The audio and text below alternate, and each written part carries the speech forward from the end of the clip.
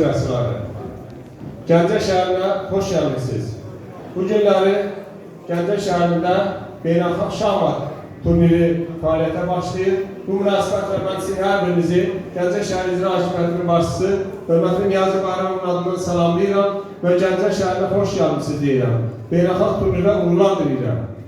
Bildiyiniz kimi ölkəmiz beynəlxalq tədbirlərə, xüsusilə də idman tədbirlərinə ev sahibliyi edir.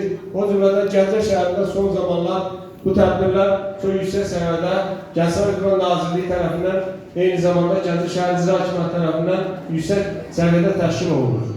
Bu günlərdə, bu illəri 3-cü EBB idman oyunları həyata keçirildi.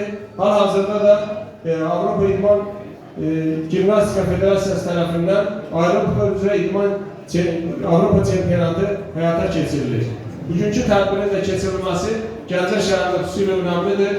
Bildiyiniz kimi, Ulu Öndər Heydər Əliyev tərəfindən əsası qoyulan dövlət siyasətinin əsas istiqamətlərindən biri də idman siyasətidir. O cümlədən də gənclər siyasətinin həyata keçirilməsidir. Möhtərəm Prezidentimiz Milli Olimpiya Komitəsinin sədri Cənab İlham Əliyev tərəfindən bu sahəyə göstərilən diqqət və qayğının nəticəsidir ki, ölkəmizdəki tədbirlər daha yüksək səviyyədə həyata keçirilir və dünya ölkələrinin beynəlxalq aləmin ölkəmizə olan diqqəti və qayğısı xüsusilə də artır.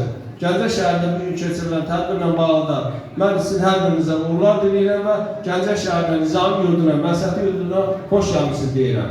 Sağ olun. Növbəti çıxış